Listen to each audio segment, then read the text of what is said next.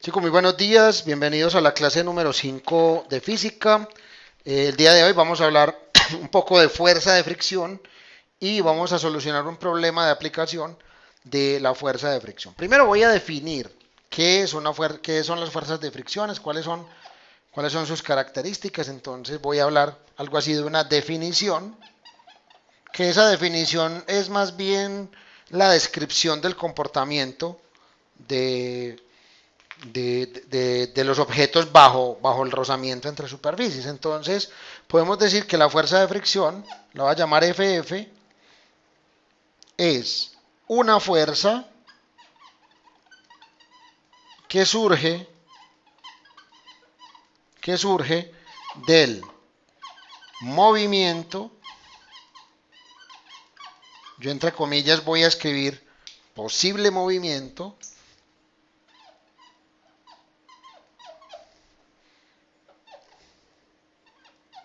Cuando hablo de posible movimiento, hablo también de que cuando los objetos están en reposo, podrían también o pueden también estar siendo afectados por una fuerza de fricción.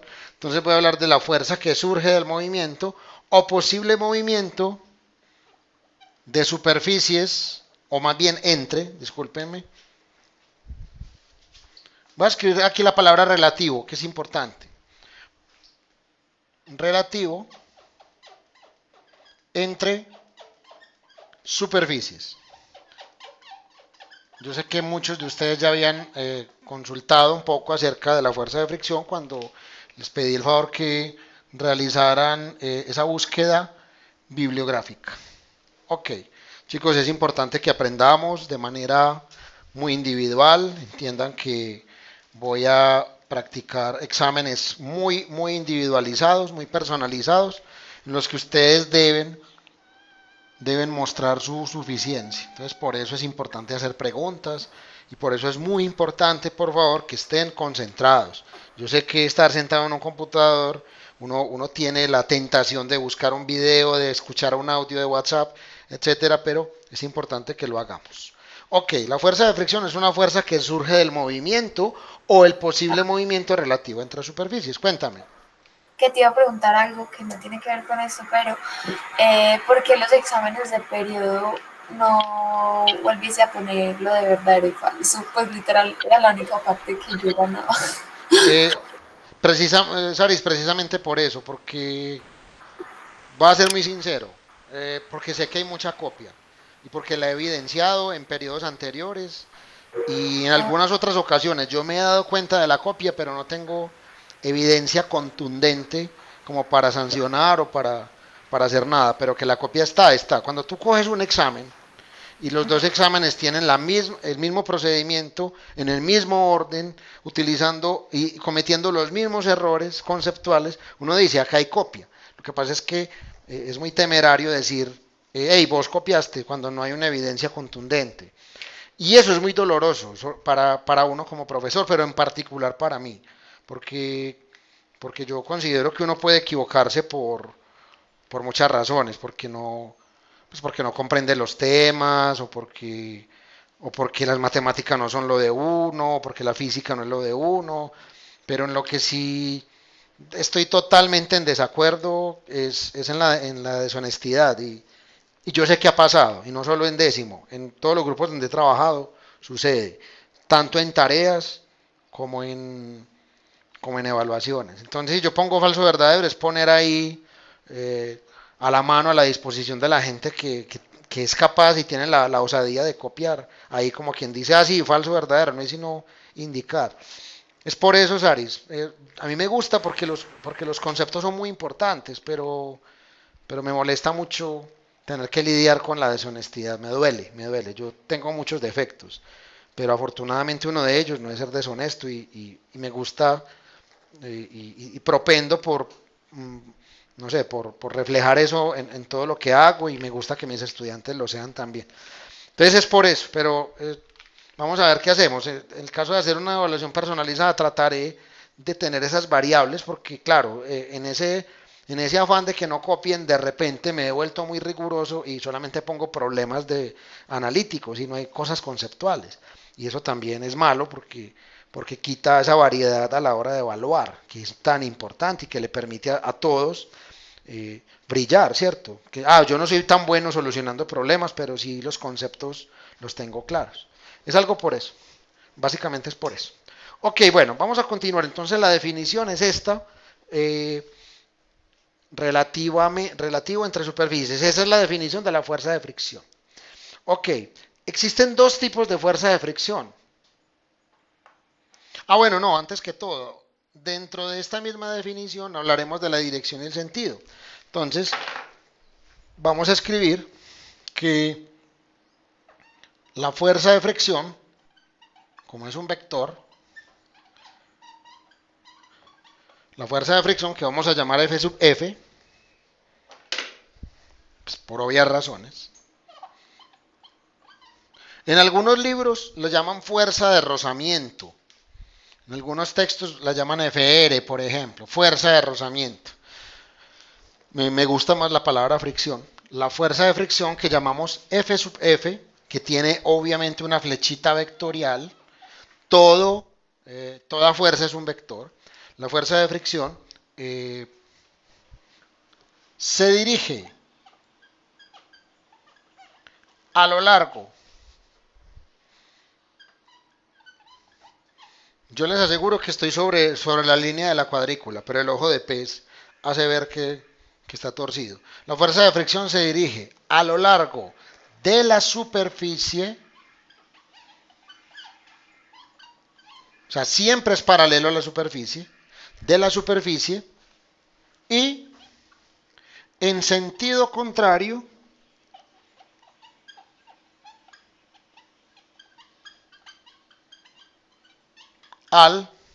y en sentido contrario al movimiento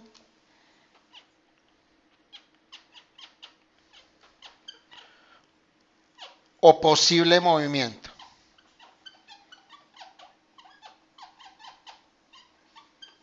del objeto. Ok, esa es la característica fundamental de la fuerza de fricción. Se dirige a lo largo de la superficie y en sentido contrario al movimiento o posible movimiento del objeto. Esa es, digamos, que la dirección y sentido de la fuerza de fricción. Ahora, existen dos tipos de fuerza de fricción. La primera de ellas es fuerza de fricción estática.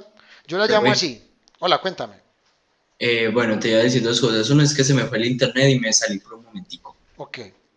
Y la otra es que yo puedo representar FR o tiene que ser fuerza de fricción. Bueno, en ese momento tal vez que te fuiste, en algunos textos lo llaman FR, yo la llamo FF, pero no hay Ah, ningún lío.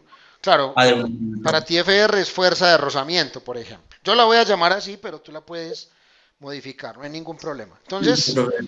vamos a hablar de la primera, fuerza de fricción estática. ¿Cierto? En el video de Flipping Physics aparece al revés, FSF, pues porque en inglés se lee al revés, ¿cierto? A como se hace en español. Static friction, mientras que aquí es fricción estática, ¿cierto? Ok, entonces esta es la fuerza de fricción estática, ¿cierto? Este es, digamos, el primer tipo de fuerza de fricción. ¿Cuándo se da? Se da en reposo. Cuando hay reposo relativo entre superficies. Reposo relativo entre superficies, como lo dijo Vero. Ahora, matemáticamente, la fuerza de fricción estática es menor o igual a esta letra griega que se llama mu, que parece como una M o una U con una colita, mu sub S multiplicado por la normal, ¿sí? Entonces ya le digo qué significa cada actor de esa ecuación. ¿Y qué otra ecuación podemos utilizar también o que nos define la fuerza de fricción estática? Como muy bien lo dijo Juan Sebastián, fuerza de fricción estática máxima, le voy a poner aquí una coma, fuerza de fricción estática máxima es igual a mu sub S multiplicado por N, ¿cierto? Es decir, la fuerza de fricción estática no es una constante. Eso es algo muy importante que tenemos que notar aquí. La fuerza de fricción estática no es una constante. La fuerza de fricción va aumentando, aumentando, aumentando, así como pasaba con el libro, ¿cierto? Cuando yo tenía un libro aquí, en una superficie, y yo le aplicaba una fuerza, no se movía, le aplicaba una fuerza mayor, no se movía, le aplicaba una fuerza mayor, no se movía, hasta que la fuerza externa igualaba a la fuerza de fricción estática máxima y ahí sí comenzaba el movimiento. Entonces, digámoslo así, que esta fuerza de fricción estática máxima se da cuando esto crece y crece y crece hasta un punto en donde no puede crecer más, ¿cierto? Eso es lo que está sucediendo. Luego vamos a discutir un poco más ese concepto. Ahora, ¿qué es mu sub S? Pues mu sub S corresponde al coeficiente de fricción estático. Luego vamos a desarrollar un poquito más esta idea, pero el coeficiente de fricción estático corresponde a un número, que normalmente es un número entre 0 y 1. Corresponde a un número que depende exclusivamente de las superficies en contacto. ¿Sí? Lo que les decía anteriormente, si yo tengo hielo con hielo, el coeficiente de fricción estático es pequeño. Pero si yo tengo, por ejemplo, madera con madera, entonces el coeficiente de fricción estático empieza a aumentar. Pero si yo tengo caucho con cerámica, entonces el coeficiente de fricción estático es cada vez más grande, ¿cierto? Es decir, el coeficiente de fricción estático me habla de cierta forma de los rugosos o lisos que son las superficies, de los rugosas y lisas que son las superficies. Ok, esa es la fricción estática. Tengo una pregunta. Y así se define. Sí, cuéntame. ¿Puede haber alguna coeficiente de fricción mayor a 1? Sí puede haber, pero no es muy usual. Listo. Sí puede haberlo, pero no es muy usual.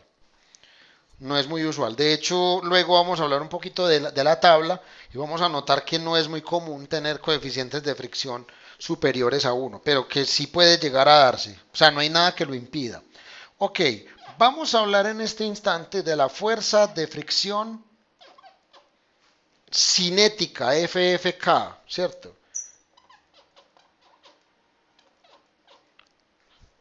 Aquí lo vamos a llamar fuerza de fricción cinética.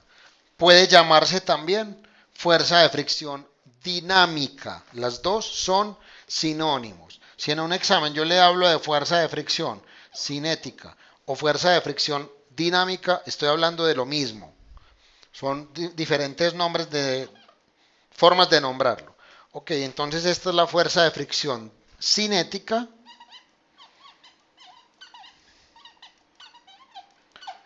Y la fricción cinética se da cuando hay movimiento relativo entre superficies. O sea, cuando hay movimiento de los objetos, entonces emerge la fuerza de fricción cinética. Ok, la forma matemática de la fuerza de fricción cinética es una sola. No es como acá que podemos hablar de dos instancias. Fuerza de fricción cinética, la voy a llamar FFK, es igual al coeficiente de fricción cinético multiplicado por la fuerza normal. Si uno compara esta ecuación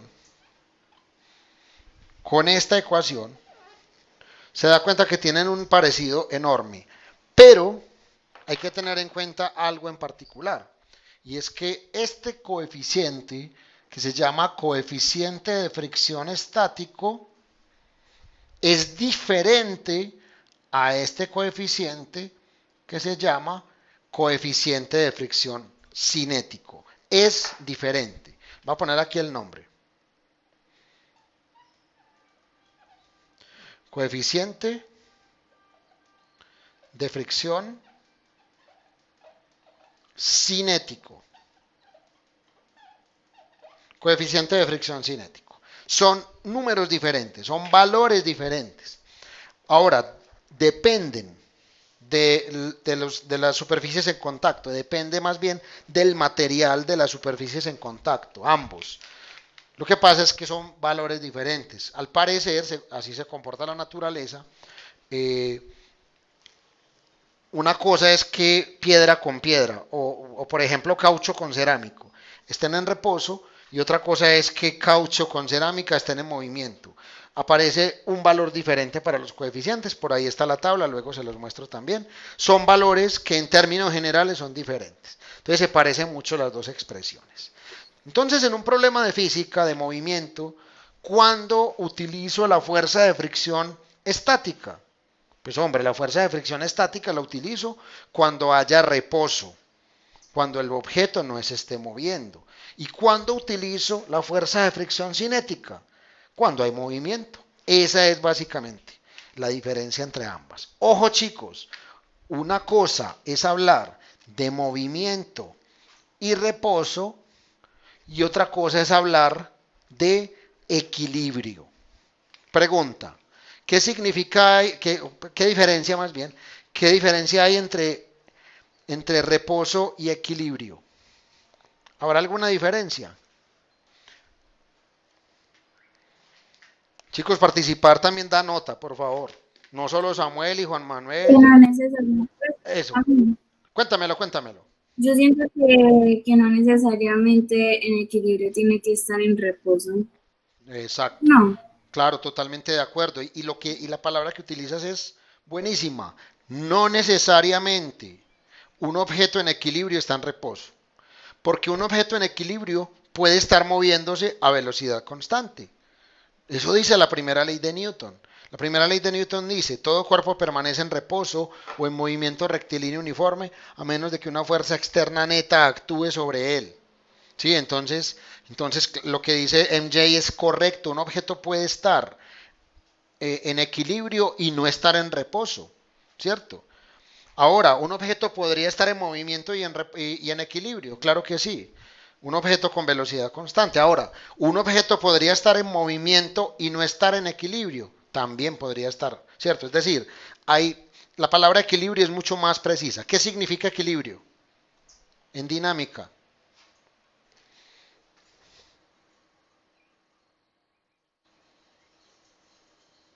Chicos, ¿qué significa equilibrio?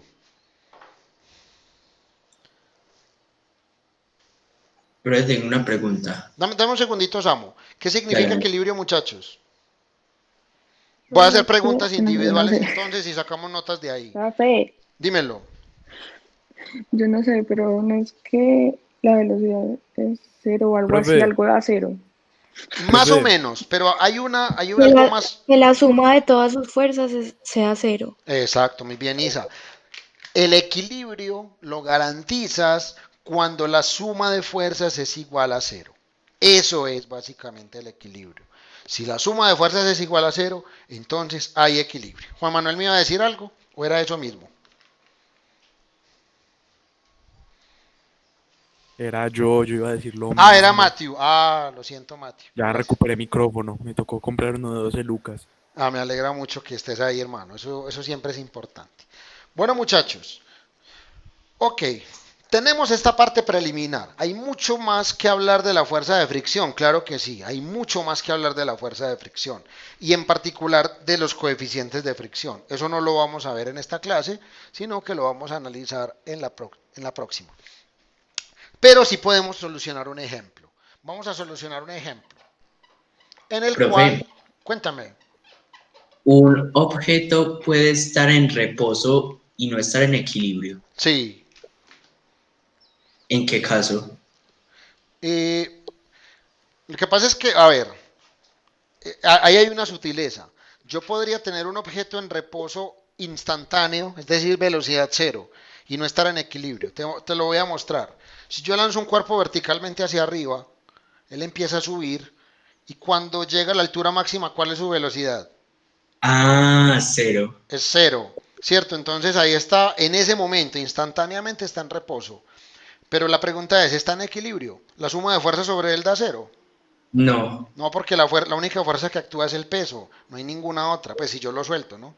Entonces, ese sería un ejemplo en el cual tengo un objeto en equilibrio, en reposo instantáneo, pero no en equilibrio. Ahora, si el reposo es continuo, si duro varios segundos o varios minutos en reposo, sí puedo garantizar el equilibrio, pero yo puedo tener un reposo instantáneo que no implique equilibrio necesariamente. Ah, Eso, listo, eso profe. puede llegar a suceder. Ok, voy a solucionar este ejemplo, no voy a enunciar nada. Simplemente voy a esquematizarlo porque queda un poquito difícil hacerlo. Muy bien, entonces supongamos que tenemos esto. Un plano inclinado. Esta vez voy a rayar a mano, no en GeoGebra.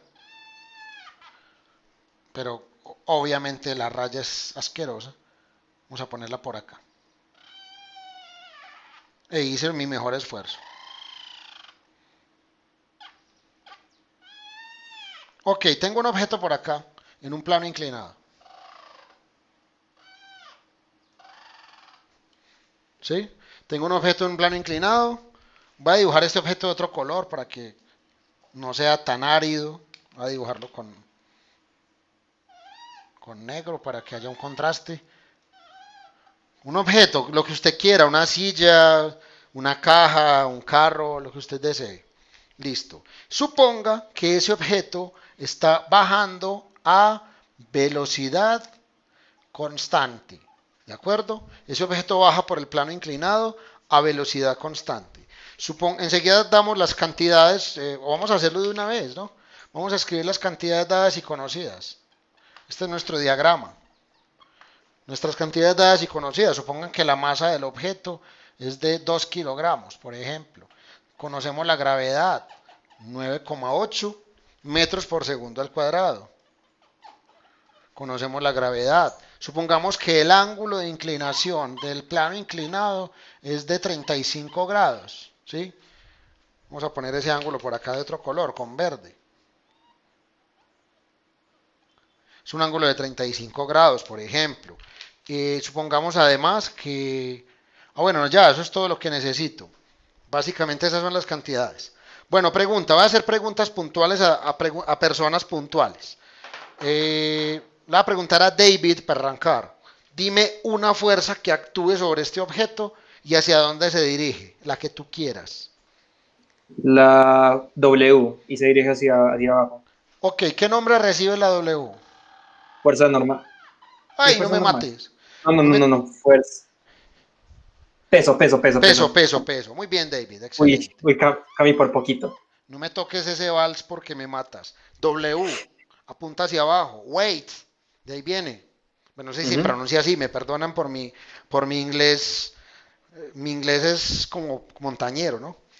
Apunta verticalmente hacia abajo, es el peso. Perfecto, muy bien. Normal, La fuerza normal, perfecto. ¿Hacia dónde se dirige? arriba. Es hacia arriba, totalmente segura. Piénsalo bien. No sé. ¿Hacia dónde va la normal? ¿Quién me lo sabe decir? Característica fundamental de la fuerza normal. Profe, Dime. yo, perpendicular al piso. También, Al plano inclinado. Perpendicular al plano inclinado. Esa es nuestra fuerza normal. Perpendicular al plano inclinado. La voy a poner un poquito más grande.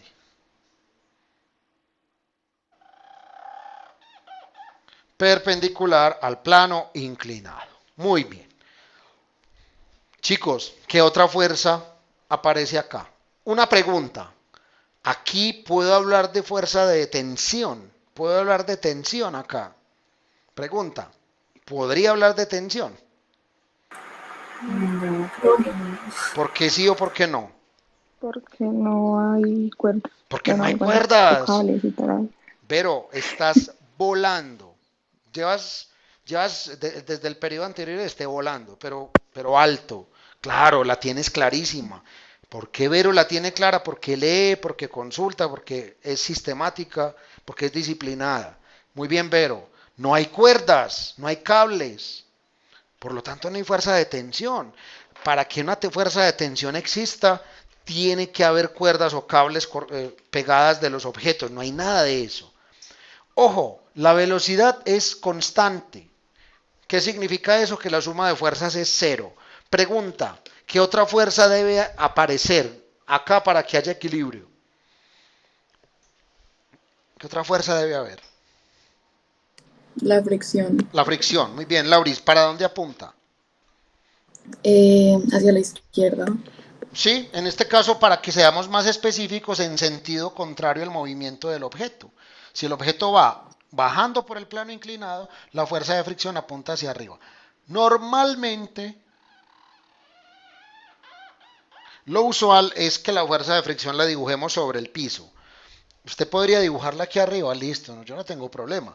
Pero usualmente la fuerza de fricción se pone a lo largo del piso para indicar precisamente que es ese tipo de fuerza. Y esta es la fuerza de fricción que la va a llamar F sub F. Pregunta, ¿esa fuerza de fricción es estática o cinética? ¿Y por qué?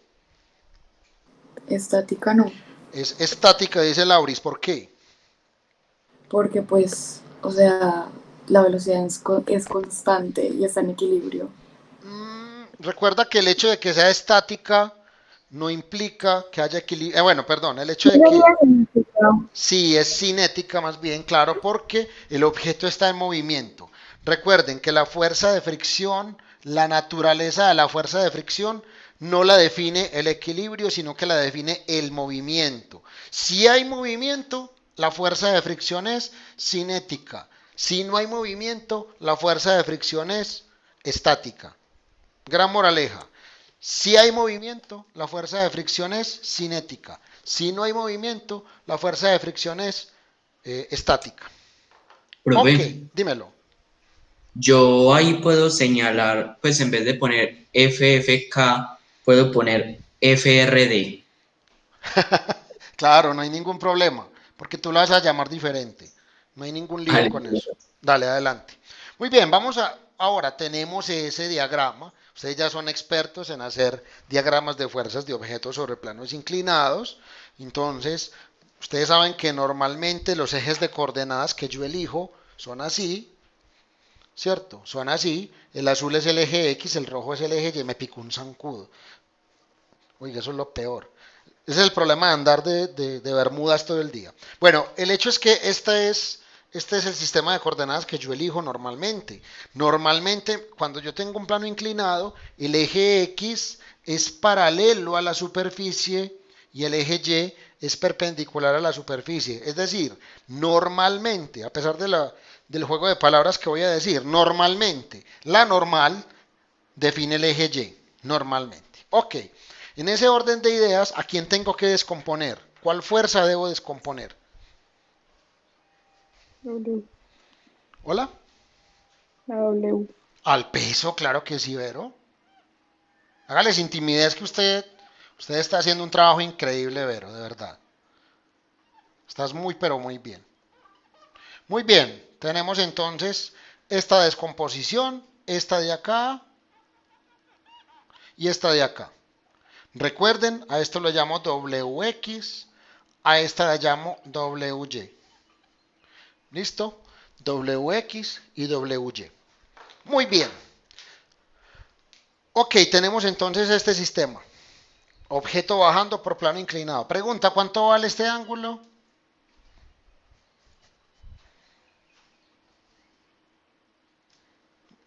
Me rompa el corazón. 35 grados. Sí, claro que sí, vale 35 grados. Ustedes por ahora lo están haciendo, tal vez, algunos de ustedes de manera mecánica, no hay problema. Si lo hacemos mecánicamente, funciona. Y esto tiene una manera de demostrarse. Después les muestro a los que deseen cómo se hace. Por ahora les puedo asegurar que este ángulo es de 35 grados. Cuidado con la descomposición, lo he dicho muchas veces. Las componentes de un vector tienen que formar un ángulo de 90 grados. Error común de estudiante de física. Va a descomponer una fuerza y la descompone así. Error garrafal. Así no se puede descomponer una fuerza. La fuerza, como tal, siempre será la hipotenusa y las componentes siempre serán los catetos. Ojo con eso, que es muy importante. Haga dibujos grandes, haga dibujos con colores, haga dibujos claros, haga bien las flechas. Eso es una cosa bien importante. Ok. Haga bien todo. Eso, haga bien todo. Muy bien, supongamos que de este problema tengo dos inquietudes o tres inquietudes. Suponga que yo quiero saber cuánto vale la fuerza normal, ¿cierto? De ese problema. Suponga que en ese problema quiero saber cuánto vale la fuerza de fricción cinética. Listo.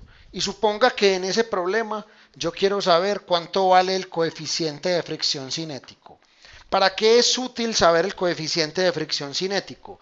Si usted es un ingeniero o una ingeniera, ese lenguaje inclusivo es como complejo, pero bueno, usted es ingeniero o ingeniera, o si usted es arquitecto o arquitecta, o si usted es ingeniero o ingeniera industrial y está a cargo de una producción o lo que sea, la fricción entre superficies es importante porque le permite saber qué materiales debe utilizar para evitar, por ejemplo, un desgaste. Por ejemplo, en un motor, ustedes tienen un ingeniero mecánico, un motor, aquí está el cilindro y aquí está el pistón, ¿sí o qué? Y el pistón está haciendo esto a 3000 revoluciones por minuto, ¿cierto? O sea, eso está vibrando ahí 3000 veces por minuto. Y esas dos superficies tienen que estar muy bien lubricadas, porque si no están lubricadas, la temperatura hace que eso se derrite y se funda. Entonces, ese tipo de cosas son muy importantes. Usted necesita conocer o necesita utilizar un metal cuyo coeficiente de fricción sea pequeño, por ejemplo. Muy bien. Ahora, necesito conocer estas tres cosas. Vamos a escribir las leyes de Newton, en particular la primera ley de Newton. ¿Qué me garantiza que puedo utilizar la primera ley?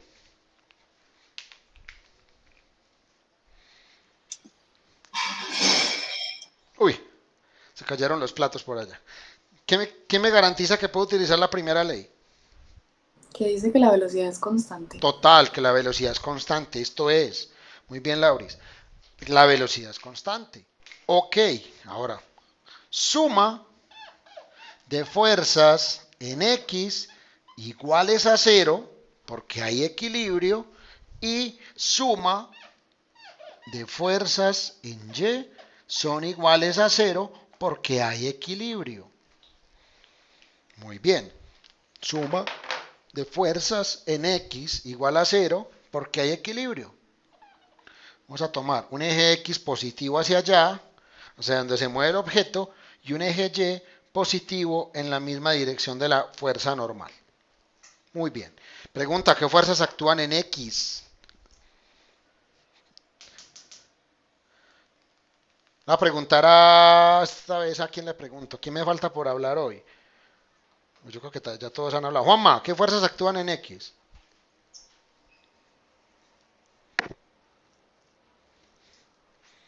Juanma fue el que tumbó los platos. Bueno, yo lo voy a decir.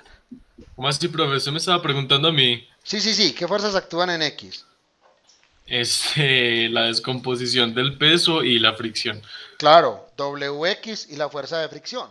Pero WX sabemos que es mg, como es el cateto opuesto, multiplicado por el seno de 35 grados. Yo lo estoy haciendo de una porque yo asumo que usted aprendió bien esto.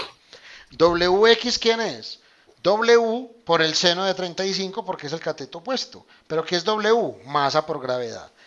Hay gente que está olvidando poner esto y pone simplemente el seno. No, siempre es WX es W por el seno de 35 grados. ¿Por qué el seno? Porque es el cateto opuesto. Pero Profe, ¿y es Hola. obligatorio ponerle el MG? Pues, o sea, no podemos poner W o WX. Sí puedes poner WX, pero eventualmente tendrás que, porque aquí me están dando la masa y la gravedad, o sea que eventualmente vas a tener que escribirlo de esta manera. Eventualmente tendrás que escribirlo así. Ok, menos... Profe, y si desde que tú nos entregas los valores de una vez saco W y ya solo pongo bueno. W y después reemplazo? Perfecto. Entonces, si desde el enunciado o previamente tú calculas W, entonces ahí sí lo puedes escribir de esa manera. A lo que no puedes evadir es el seno de 35, pues el seno del ángulo, porque es la componente. Ok, entonces esto me queda mg multiplicado por el seno de 35 menos, porque va en sentido contrario, fuerza de fricción cinética y esto tiene que ser igual a 0. Ok, si yo meto los valores, yo obtengo de una vez que esto es 9,8 por la masa, que es 2. Está jugando el modo historia y es tan retrasado. ¿Cómo? Menos, uy, Ah, Juan. profe, estaba insultando a Fabián. Ok, está bien.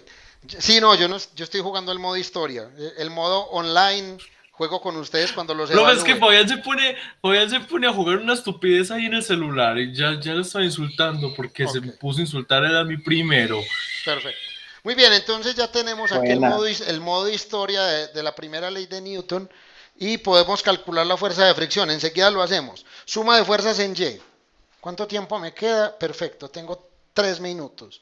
Normal menos la componente en Y, que es mg coseno de 35 grados, es igual a 0, ¿cierto? Ecuación número 1 y ecuación número 2. Ya para terminar, le puedo decir que yo puedo calcular la fuerza de fricción de la ecuación número 1, de 1. La fuerza de fricción cinética es igual a 2 por 9,8 por el seno de 35 grados. Eso significa que la fuerza de fricción cinética da, usted me ayuda por favor y me dice cuánto da. Y de la ecuación número 2, yo puedo decir que la normal es igual a la masa, que es 2 por 9,8 por coseno de 35 grados. Usted me dice cuánto da la normal. ¿Cuánto da, porfa? Rápidamente, ya para que Pues termine. la fricción 11,24. 11,24 newtons y la normal 16,06 newtons. 16,06 newtons. Gracias, Samu. Ok, ya encontramos entonces la fuerza normal y la fuerza de fricción cinética. Me falta el coeficiente de fricción cinético, pero recuerden que la fuerza de fricción cinética es igual al coeficiente de fricción cinético multiplicado por la normal. Ese resultado es un resultado experimental. Después les hablo un poquito más de esto. Entonces yo puedo decir, fuerza de fricción cinética la conozco, 11,24 igual a mu sub k por la normal, que es 16,06. Samu, colabórame porfa, ¿cuánto da ese coeficiente de fricción cinético? Ya para que terminemos. Ya te digo, profe. Ok. Profe, da 0,7. 0,7. Y esa cantidad no tiene unidades. Los coeficientes de fricción no tienen unidades. Chicos, que tengan un feliz día. Cuídense.